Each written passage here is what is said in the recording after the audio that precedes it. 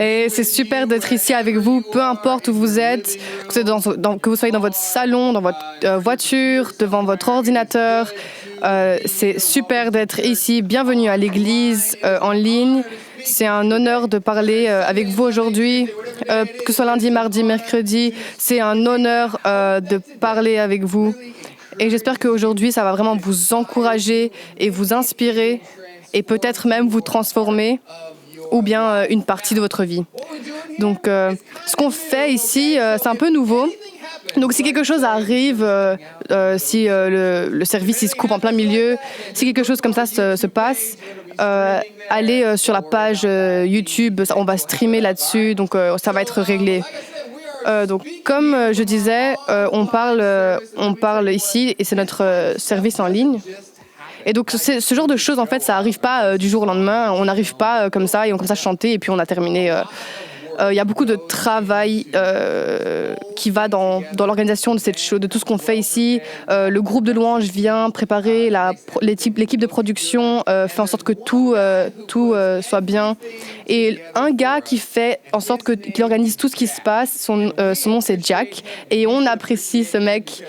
Parce que il prend toutes les pièces du service, il les met ensemble et c'est exactement ce que vous êtes en train de voir aujourd'hui. Donc j'espère que vous appréciez Jack.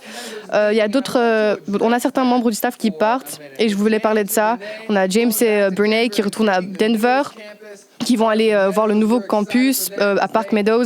On est super enthousiastes, on est super contents pour eux, qui vont prendre un rôle dans le leadership là-bas. On a certains trous en fait dans les positions ici et Jack va remplacer ici. Il va s'occuper de la production et de la louange. Et donc ici, j'ai un petit tableau pour vous.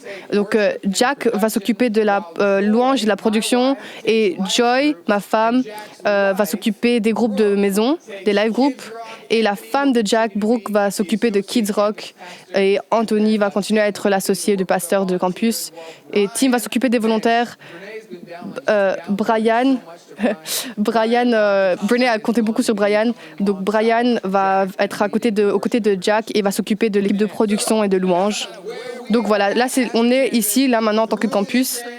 À travers cette transition, on va continuer à rendre le nom de Jésus connu et faire en sorte que les cieux soient plus peuplés en accueillant à la maison le Fils prodigue. Donc, si vous avez des jeunes enfants, ils sont sûrement en train de vous êtes en train de courir partout. Donc, on va prier. Seigneur, que la méditation de notre cœur te fasse plaisir. On prie que tu sois présent dans cette pièce et que les gens t'écoutent. Seigneur, je prie pour que tu parles à nos cœurs, qu'on soit transformés et renouvelés. Et dans le nom de Jésus, on prie. Amen. Donc aujourd'hui, on va parler d'un sujet, les plus compliqués sur lesquels j'ai prêché. Et donc si vous prenez des notes, et je pense que je serais impressionnée si vous prenez des notes. Donc ce message s'appelle « Les lions, des tigres et des ours », mais moins de tigres que des lions et des ours. Bref. On va parler, c'est pas ça le titre. Le titre c'est le mot en O. Donc le mot qui commence par O. Le mot qui commence par O. Et donc on va aller dans le livre de Daniel et on va se focaliser sur l'histoire de Daniel dans la fosse au lion. Donc je ne sais pas si vous avez déjà été en face d'une bête, un animal qui peut vous tuer. Mais moi j'ai eu cette expérience. J'étais en train de faire du vélo dans les montagnes en Pennsylvanie. J'ai pris mon vélo, je suis en train de faire du vélo, donc je monte la montagne et j'entends un bruit hyper fort. Et donc je vois un flash noir comme ça qui sort de la piste de là où j'étais et ça s'est arrêté. Et il s'est arrêté et donc il est en face d'un ours, je suis en face d'un ours et il s'arrête. Et on a juste un moment, là, on partage un moment où cet ours noir me regarde et moi je suis sur mon petit vélo de montagne et on a un petit concours de regard où il me regarde et qu'est-ce que tu vas faire et moi je le regarde, je sais pas, qu'est-ce que tu vas faire? Et donc 5 secondes, et ça, pour moi c'était 5 minutes, mais c'était 5 secondes où on avait juste un concours de regard. Et donc je sais pas ce que tu dois faire, est-ce que tu es censé courir, mais si je reste ici et que je fais rien, bah, je fais rien. Et si quelque chose se passe, bah, c'est ma faute. Mais si je jette mon vélo sur l'ours ou quoi, peut-être que je vais faire un truc et du coup ça va faire peur à l'ours. Du coup je suis en train de penser à tout ça dans ma tête, c'est en 5 secondes. Mais finalement, après le concours de regard, je gagne le concours de regard et l'ours part de la montagne. Donc, si vous vous demandez qui sur cette... si vous voulez avoir un concours de regard, le faites pas avec moi parce que j'ai battu un ours dans un concours de regard. Donc, peut-être que vous avez pas eu une expérience comme ça, mais le gars dont on va parler aujourd'hui, Daniel, lui, il a eu une expérience comme ça. Daniel dans la fosse aux lions. Donc ça c'est une histoire qu'on trouve dans Daniel dans le chapitre 6. Mais d'abord, je vais vous donner un peu de contexte. Parce que donc, la nation d'Israël était en exil. Et donc ce livre, il illustre comment vivre dans la tension de servir dans une nation qui est sans Dieu et de maintenir l'obéissance à Dieu, même devant la possibilité de tout perdre. Et donc, ce livre est intéressant, il est hyper unique parce que c'est le seul livre qui a été écrit en 2 langues. Donc, le premier chapitre, il commence en hébreu. Et donc après, au fur et à mesure, on arrive au chapitre 2 jusqu'au chapitre 7 et c'est en araméen. Donc quand les gens ils lisaient ce livre-là, ils commençaient à la maison, donc leur langue, l'hébreu, et puis au fur et à mesure, ils commençaient à arriver dans la langue commune que les gens utilisaient à ce moment-là. Et donc après, le chapitre 8 à 12, on voit que l'auteur, il nous ramène à la maison et l'espoir de la maison et il retourne à l'hébreu. Donc c'est un livre unique et je vous encourage vraiment à lire le livre en entier. C'est 12 chapitres, vous pouvez lire ça en une journée. Mais pendant que vous le lisez, vous pouvez vraiment expérimenter la tension qu'il y a de vivre dans une culture qui n'est pas la culture des gens d'Israël. Mais en parlant du Dieu d'Israël. Donc c'est une situation compliquée. Donc peu importe c'est quoi vos croyances, si votre croyance, votre système de croyance est différent de la culture dans laquelle vous vivez, c'est pas un endroit, c'est pas une situation facile dans laquelle vous êtes. Et donc peut-être là vous écoutez, vous n'êtes pas vraiment dans ce truc de Jésus. Vous n'êtes pas vraiment sûr que Jésus est le chemin, la vie et la vérité. Et que personne ne peut atteindre le Père sans passer par lui. Peut-être que vous n'êtes pas sûr de ça. Vous inquiétez pas, on ne prend pas pour acquis le fait que vous êtes là avec nous. Peut-être que entrer dans cette tension de vous êtes un peu en mode oui, c'est pas vraiment ce que je crois, mais vous êtes là avec un esprit ouvert. Donc on n'oublie pas ça et pour nous c'est vraiment important que vous soyez là malgré cette tension. Et en tant qu'Église, on veut vous dire que vous êtes accueillis, vous êtes aimés, vous êtes acceptés, vous êtes valorisés. Et on peut dire ça parce que nous on a expérimenté ça aussi dans Jésus-Christ et on veut être une extension de ça. Et on espère qu'à travers la journée, vous allez voir Dieu et juste être accepté à travers cette histoire. Donc, la nation d'Israël est en exil. Donc, le peuple de Dieu est en exil. Et Daniel et ses amis sont des fonctionnaires dans le gouvernement. Donc, c'est des gens importants. Ils travaillent dans la cour de Babylone. Donc Babylone, c'est un peu la nation la plus maléfique que vous puissiez imaginer. Donc si vous pouvez imaginer, vous êtes exilé dans la pire nation, plus maléfique, et travailler dans la cour du gouvernement, vous pouvez être un espion. Vous pouvez être un espion pour le gouvernement. Vous pouvez être un espion pour votre nation. Vous pouvez faire partie du parti nationaliste et espionner, ou bien vous pouvez aussi vous intégrer à la culture et vous pouvez vraiment laisser cette culture vous servir. Donc voilà, c'est là que Dieu vous met. Donc vous pouvez autant profiter du système et voilà quoi. Ou bien vous pouvez faire ce que Daniel et ses amis vont faire. Vous pouvez choisir de vivre en tension, sous tension, où Daniel et ses amis choisissent de vivre dans l'obéissance de Dieu pendant qu'ils servent la nation de Babylone. Donc ici, on voit un schéma dans la vie de Daniel. On voit un schéma, on voit qu'ils obéissent Dieu, peu importe le prix. Au début du livre, on voit que Daniel et ses amis, ils choisissent de ne pas manger la nourriture qui était donnée par les Babyloniens. Donc, ils ont dit qu'ils n'allaient pas manger parce que Dieu a dit qu'ils ne pouvaient pas manger ces fruits, donc cette nourriture-là. Et donc, à travers ça, ils sont beaucoup plus forts mentalement et physiquement que les autres en ne pas mangeant ces fruits. Donc, Shadrach, Meshach et Abednego, ils refusent de s'agenouiller devant la statue et ils sont envoyés dans la fosse. Ils sont sauvés. Mais dans tous les cas, on voit qu'ils obéissent Dieu et malgré la tension, ils obéissent Dieu et ils reçoivent la bénédiction et la protection de Dieu en retour. Donc, en avançant dans le livre, on voit que Daniel, il a des interactions très importantes avec deux rois. Et c'est des rois difficiles à prononcer, c'est Nebuchadnezzar et Belshazzar. Donc Daniel. Donc ces rois-là, ils ont des rêves et Daniel interprète ces rêves et donc ça le met dans une position importante. Donc ces deux rois, ils vont mourir après être un peu devenus fous. Du coup, donc on a le roi Darius qui monte au pouvoir.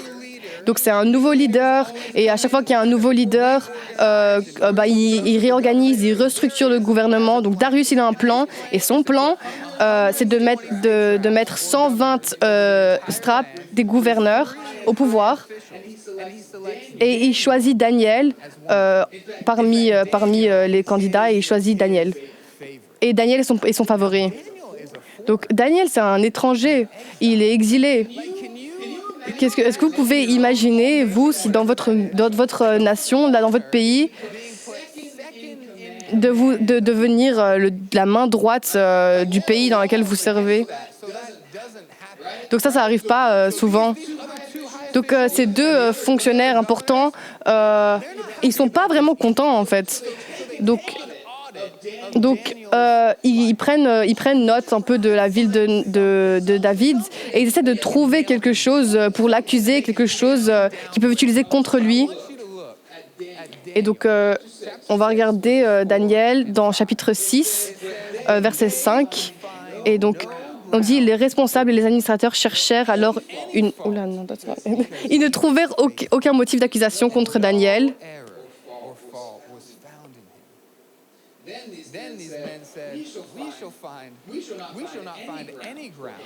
Donc, les responsables et les administrateurs cherchèrent alors des accusations pour accuser Daniel.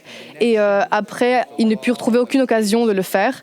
Et ils ont fini par dire qu'ils ne trouvaient aucun motif d'accusation contre ce Daniel. Donc, Darius, il décrète une loi et dit que dans les 30 prochains jours, il n'y a personne qui peut prier à d'autres dieux ou d'autres personnes que le roi. Donc, il signe ce décret, cette loi. Et la conséquence de ne pas respecter cette loi, c'est d'être envoyé dans la fosse aux lions. Et donc, juste après que cette loi est signée, Daniel, on voit dans Daniel 6, 10, quand Daniel... fut au courant de la rédaction de ce décret, il se retira dans sa maison où les fenêtres de la chambre à l'étage étaient ouvertes dans la direction de Jérusalem et 3 fois par jour il se mettait à genoux, priait et exprimait sa reconnaissance à son Dieu, tout comme il le faisait avant. Donc Daniel, sa première réponse, sa première réaction, c'était pas de paniquer, c'était la prière. C'était pas de s'inquiéter, mais de louer. C'était pas de la colère, c'était de l'adoration. C'était pas de la peur, c'était une foi extrême. Donc, je pense que la plupart d'entre nous, si on est honnête, c'est un peu facile. Vous vous dites, ouais, je vais quand même prier, mais je vais le faire dans mon placard. Donc, on va obéir, mais on va quand même faire ça de manière où on peut être dans notre zone de confort, où on peut obéir la loi de Dieu, mais aussi pour que ce soit en accord avec la loi du pays. Et Daniel, quand on dit qu'il prie 3 fois par jour avec la fenêtre ouverte, où tout le monde peut le voir, c'est pas la même chose du coup. Est-ce que Daniel doit obéir la loi du pays? Ou est-ce qu'il doit vivre par ses convictions et faire ce qu'il croit, qu'il pense bon?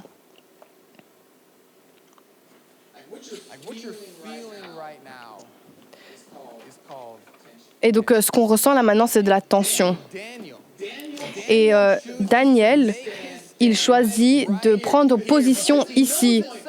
Parce qu'il sait qu'il y a un moment où il va devoir prendre position. Et du coup, il choisit de prendre position dès le début, peu importe ce qui va se passer, peu importe le prix qu'il va devoir en payer, même si c'est sa vie. Il sait que les lions ont probablement faim.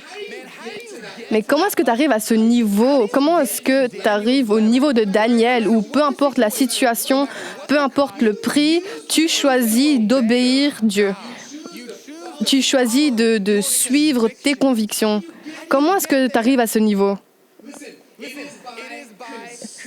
Et ça, en fait, on atteint ce niveau-là par l'obéissance constante. Donc, l'obéissance constante, être consistante, obéissance consistante. Donc, ça devient quelque chose qui devient systématique, qui devient un chemin, qui devient une route, qui devient une autoroute. Et donc, c'est tout le temps se répéter, dire, voilà, c'est ce que Dieu dit, donc c'est ce que je vais faire, je vais obéir, je vais marcher dans l'obéissance, je vais marcher dans l'obéissance de mon Dieu, peu importe les conséquences. Et on voit ça à travers la Bible, on voit ça à travers la parole. On voit que Abraham, quand il laisse tomber tout ce qu'il a pour suivre Dieu, on voit que Moïse qui pardonne ses frères alors qu'ils l'ont trahi, même quand ses frères voulaient qu'il meure. On voit Joshua qui marche autour des murs de Jéricho, jour après jour, qui avait l'air d'être un fou. Et David qui se retient, qui s'abstient de tuer Saul. Il s'est abstenu, il a obéi Dieu. Job, il a refusé de maudire Dieu avec tout ce qui se passait dans sa vie. Il a refusé de maudire Dieu. Et Jésus, il a lavé les pieds de ses disciples. Et même les pieds de Judas qui allait le trahir. Donc on voit l'obéissance à travers les Écritures et la parole. Et donc quand on regarde en Deutéronome 28:1, ça dit « Si tu obéis à l'Éternel, ton Dieu, en respectant et en mettant en pratique tous ces commandements que je te prescris aujourd'hui, l'Éternel, ton Dieu, te donnera la supériorité sur toutes les nations de la terre. » Et donc Jacques 1:22 dit mettez en pratique la parole, ne vous contentez pas de l'écouter en vous trompant vous-même par de faux raisonnements. Donc, il dit de faire. Donc, l'obéissance, en fait, on a besoin d'actes. Ça a besoin d'être un acte. L'obéissance est un acte. Et Jésus, il dit que toute personne qui m'aime, toutes les personnes qui disent qu'il m'aime, va obéir mon enseignement. Donc, en fait, en d'autres mots, si tu m'aimes, obéis-moi. Et donc, je pense que c'est beaucoup plus simple de dire « je t'aime » que de dire « je t'obéis ». Et de ce passage qu'on vient de lire, on voit qu'il y a une connexion entre les deux. On voit que l'amour et l'obéissance, elles vont ensemble. Et donc, on voit la vie de Daniel et on voit qu'il aime Dieu. Et donc, il va obéir Dieu et il va être consistant et il va être dans une obéissance consistante. Même quand ça a l'air complètement fou, il va obéir. Et donc, croyez-moi, dans la vie, Dieu va vous appeler à faire des choses de dingue, des choses folles, des choses qui vont vous mener vers la fosse au lion. Et il va vous demander de faire confiance et d'obéir. Il va pointer au chemin qui est sombre. Il va pointer à la fosse remplie de lions et il va dire « Viens, on va là-bas ». Et je vais vous dire, si l'obéissance vous fait peur parfois, vous êtes sûrement, probablement au bon endroit. Et donc, je pense que dans notre culture, le mot obéissance, c'est un peu le mot qui commence par O, c'est un peu genre une insulte, c'est un peu un sujet de tabou. Comment est-ce que tu oses me dire que je dois obéir? Comment est-ce que tu oses me demander de laisser mon libre arbitre et mon choix? Me dis pas que je dois obéir. Surtout quand ça n'a aucun sens pour moi.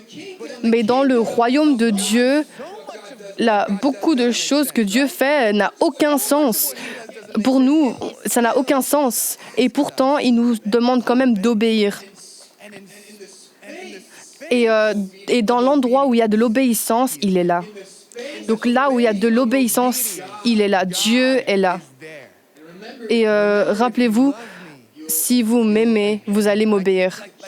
Donc j'ai le choix. On a le choix. On peut choisir d'obéir Dieu.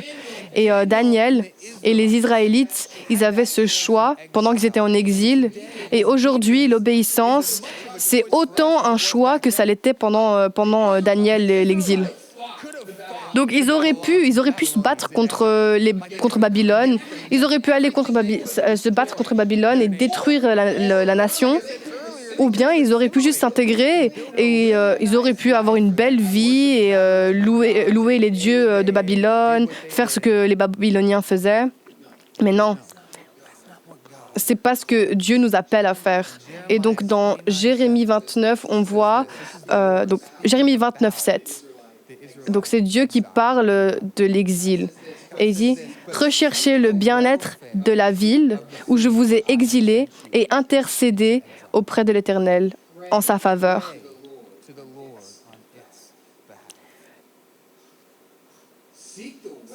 Donc voilà, recherchez le bien-être de la ville où je vous ai envoyé, où je vous ai exilé et intercédé auprès de l'Éternel en sa faveur. Dieu, il appelait la nation d'Israël de vivre sous tension, sous la tension de servir la culture et en obéissant Dieu.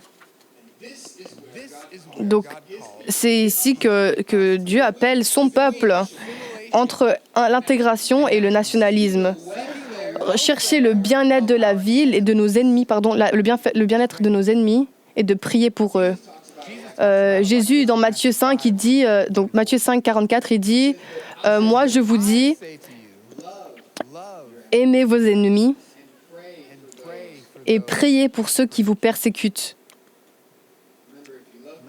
Rappelez-vous, si vous m'aimez, vous allez m'obéir. Et donc vivre avec l'Évangile, en sachant que la bonne nouvelle, que Jésus est venu pour nous, vivre avec cet Évangile, ça veut dire que ça requiert le fait de vivre dans l'obéissance avec Christ. Donc il y aura tout le temps de l'attention dans l'obéissance, parce que quand vous dites oui à Dieu, ça veut dire que vous devez dire non à quelque chose d'autre. Donc l'obéissance demande toujours la perte de quelque chose. Et donc je vois ça dans les enfants beaucoup. Parfois ils viennent pour le petit déjeuner, ils viennent manger, ils regardent la TV.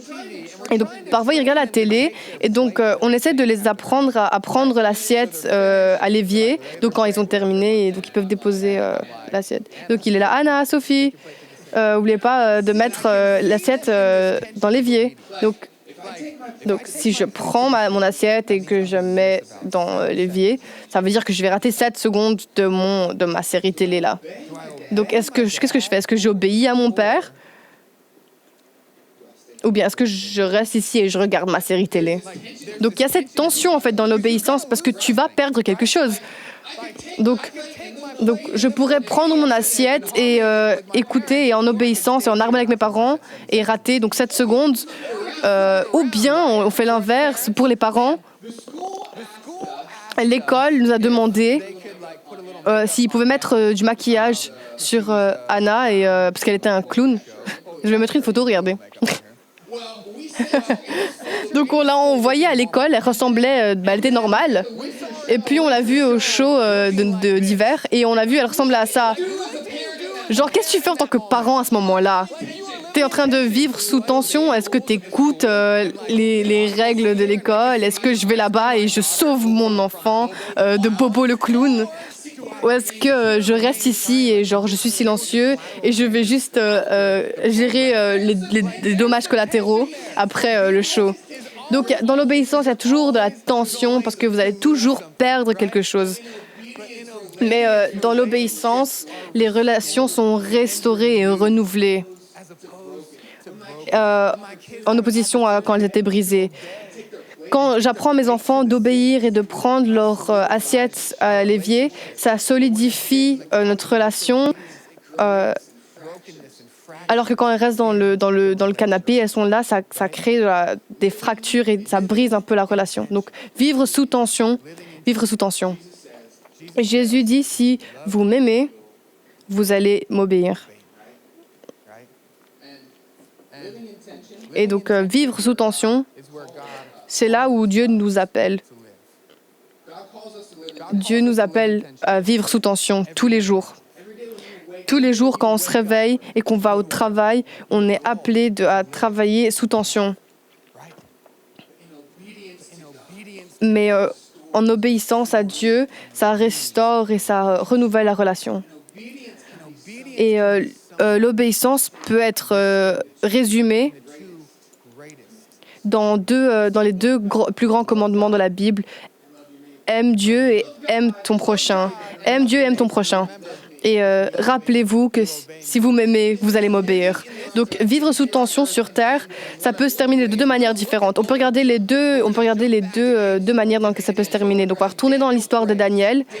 Donc, Daniel prie et tous les fonctionnaires haut placés, ils sont là, ils sont en train de célébrer, ils sont à tapement 5.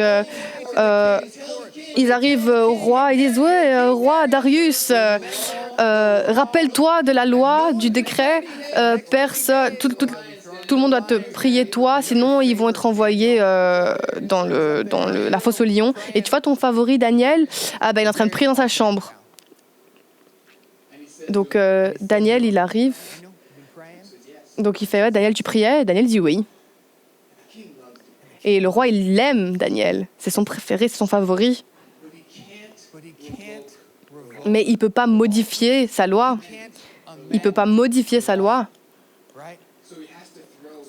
Donc, il doit envoyer Daniel dans la fosse aux lions. Et donc, ça, c'est les derniers mots que Darius il va dire à Daniel. C'est que le Dieu que tu sers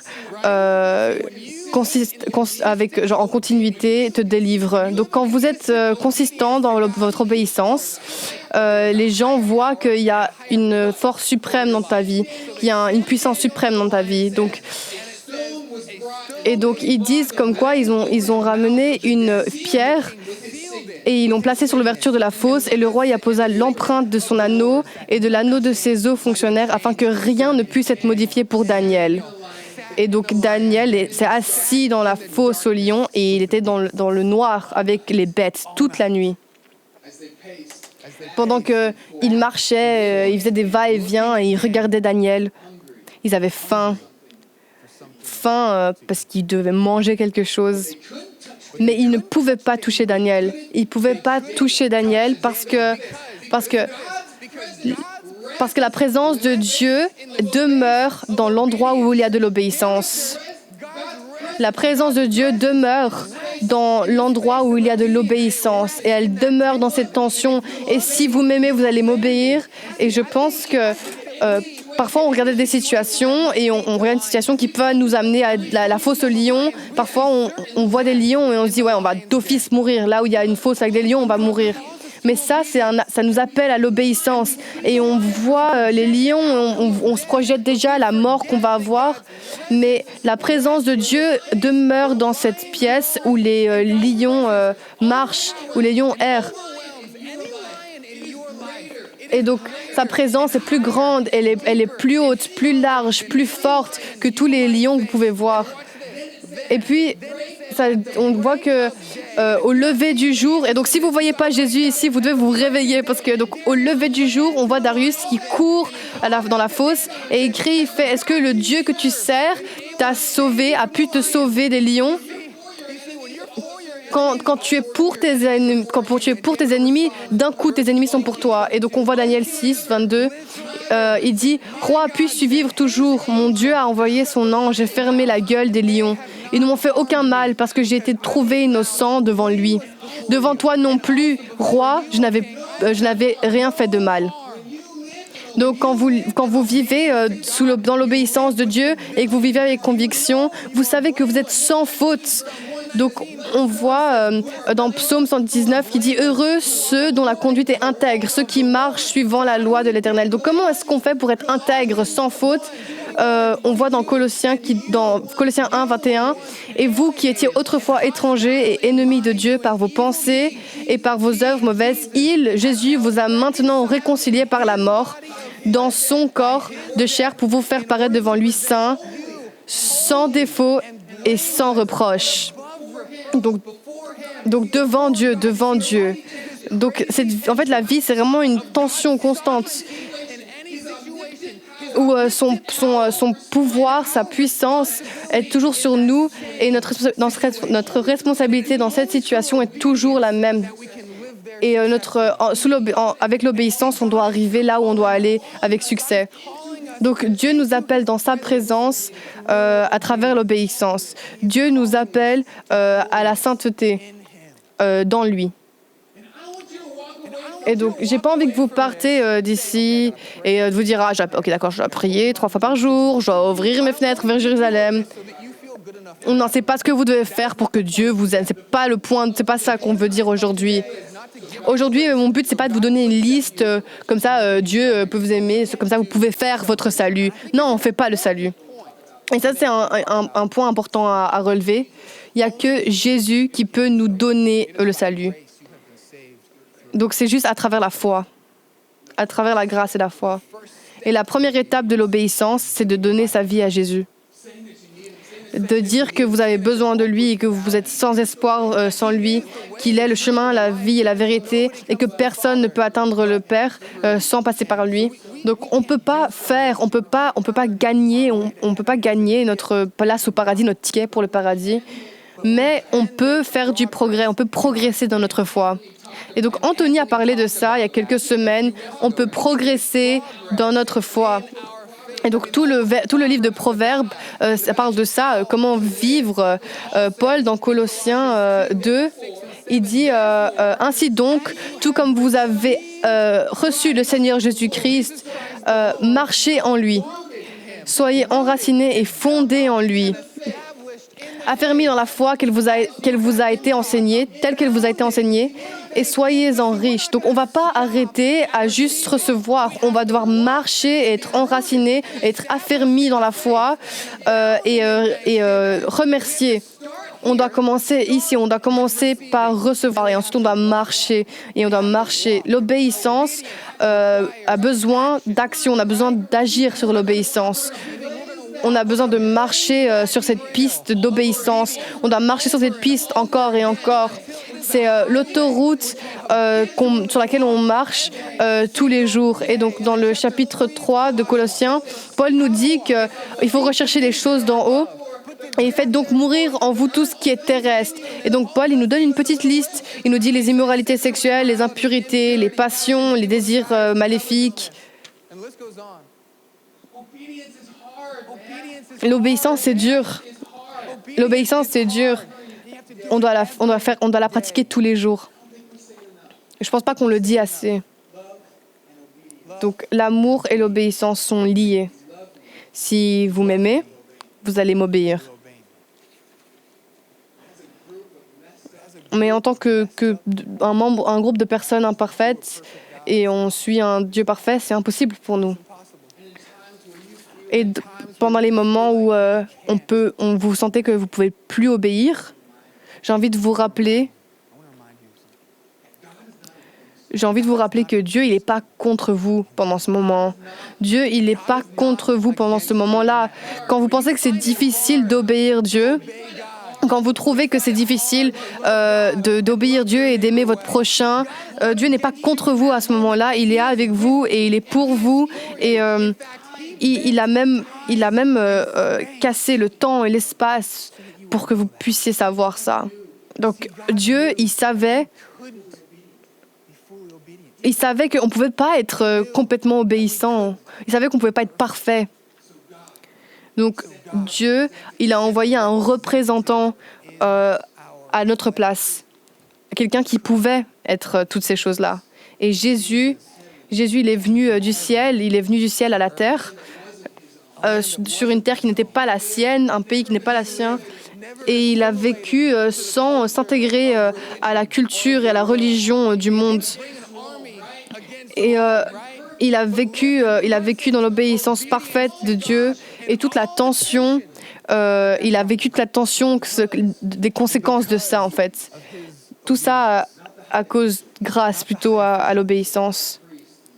Donc, les prêtres et les scribes, ils avaient fait un plan pour tuer Jésus, mais ils ne pouvaient pas trouver de crime contre Jésus, donc ils ont inventé quelque chose. Et ils ne l'ont pas ramené chez Darius, mais ils l'ont ramené chez Pilate. Mais cette fois-ci, la différence ici dans cette histoire, c'est que ce n'est pas terminé. Ce n'est pas terminé par la mort, parce que la loi, elle demande un sacrifice pour le péché. On ne peut pas annuler cette loi.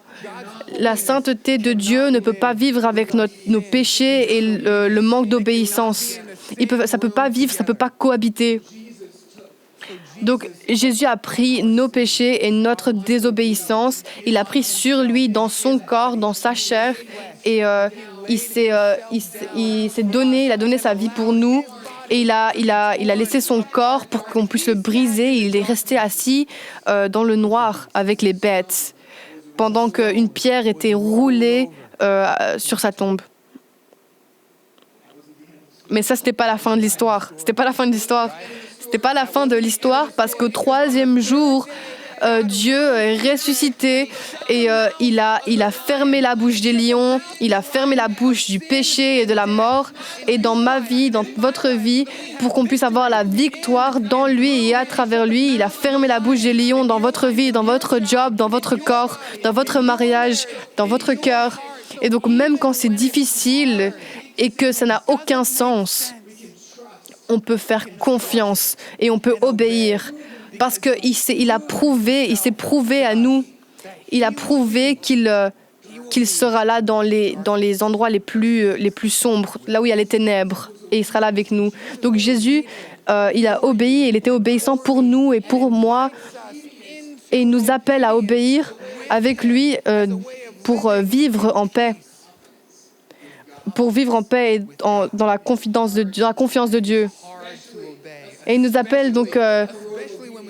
Il nous appelle à obéir, et surtout quand on regarde la route d'obéissance, quand on voit les lions, c'est dur d'obéir. Mais dans l'endroit où il y a de l'obéissance, là où les lions sont la présence de Dieu, et là aussi. Et là où on marche vers une mort certaine, Dieu, il est là avec nous. Et quand tout va mal, quand le diagnostic n'est pas bien, quand le mariage est en train de s'écrouler, que vous perdez votre job, quand il y a une année qui est passée, vous êtes encore célibataire, Dieu, il est là avec vous dans ce moment.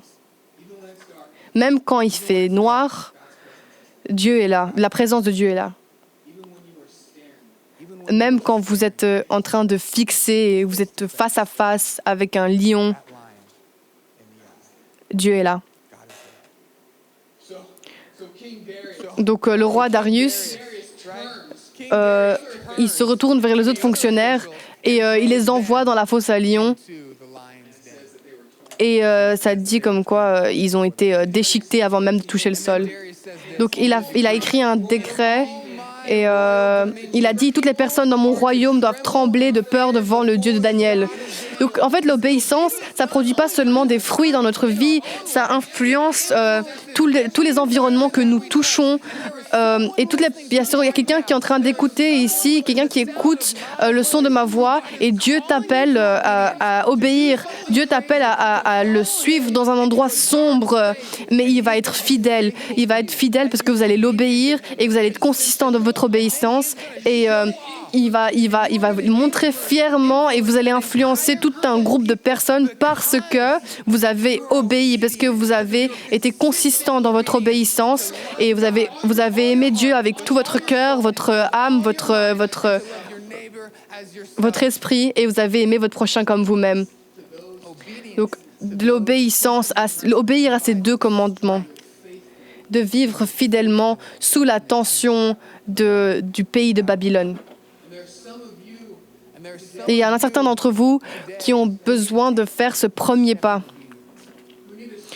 Il y en a certains d'entre vous qui ont besoin de rendre tout ce que vous avez à Dieu, votre vie à Dieu, de lui faire confiance avec votre vie, ici, maintenant, mais aussi pour votre vie éternelle. Donc, dans Romains, on voit que c'est dit que si tu reconnais publiquement de ta bouche que Jésus est Seigneur, si tu crois dans ton cœur que Dieu l'a ressuscité, tu seras sauvé. En effet, c'est avec le cœur que l'on croit et parvient à la justice. Et c'est avec la bouche que l'on affirme une conviction et parvient au salut. La première étape dans le chemin de l'obéissance, c'est de donner sa vie à Christ. Et c'est aussi simple, mais aussi compliqué que de juste dire Seigneur, je suis désolée, j'ai foiré, j'ai besoin que j'ai besoin de croire. Je crois que tu es mort pour mes péchés, je crois que tu es ressuscité et que je peux avoir de la vie à travers toi. Donc je te donne ma vie aujourd'hui. Aide-moi à être obéissant et de t'obéir. Accepter Jésus, en fait, ça sécurise notre place au paradis pour nous. Marcher tous les jours dans l'obéissance, ça sécurise notre confiance qu'il va retourner. Donc, peu importe les schémas qu'on a dans notre vie, peut-être parfois quelqu'un dans votre vie vous donne tellement d'anxiété et ça vous donne de l'anxiété juste de penser « je dois aimer cette personne ». Peut-être vous pensez que vous ne voulez pas faire ça, vous pensez que vous devez faire ça, peut-être que vous pensez que vous ne devez pas faire ça. Je ne sais pas, l'obéissance, c'est difficile, c'est dur. Et comme je vous ai dit, dire oui à Dieu, ça veut dire non, de dire non à quelqu'un d'autre. Mais on peut regarder à travers la parole et les Écritures la fidélité de Dieu. Peut-être vous êtes dans une position comme Abraham, où il était Abraham, où il devait tout laisser, tout ce qui était familier pour suivre Dieu. Ou peut-être comme Joseph, vous devez pardonner quelqu'un qui vous a laissé dans un trou et qui voulait qui souhaitait votre mort. Ou peut-être Dieu vous appelle à faire quelque chose de fou comme Josué et de marcher à travers la ville. Et peut-être qu'en faisant ça, les murs vont tomber, peu importe à quoi ça ressemble dans votre vie. Ou peut-être comme David, même si vous avez le droit de faire quelque chose à quelqu'un, vous vous absteniez et vous obéissez. Ou peut-être comme Job, vous êtes dans une situation horrible et vous refusez de maudire Dieu et vous décidez de lui faire confiance. Ou peut-être comme Jésus, vous devez marcher dans l'obéissance et vous allez devoir laver les pieds de quelqu'un qui va vous trahir. Donc, je vous encourage aujourd'hui. Croyez que Dieu est ce qu'il dit être. Aimez-le en l'obéissant. Aimez-le. Aimez-le en l'obéissant. Et il ne va jamais vous laisser tomber. Même quand vous êtes en train de le fixer, de fixer la mort elle-même, Dieu est là avec vous. La mort la mort a perdu. Notre roi est en vie.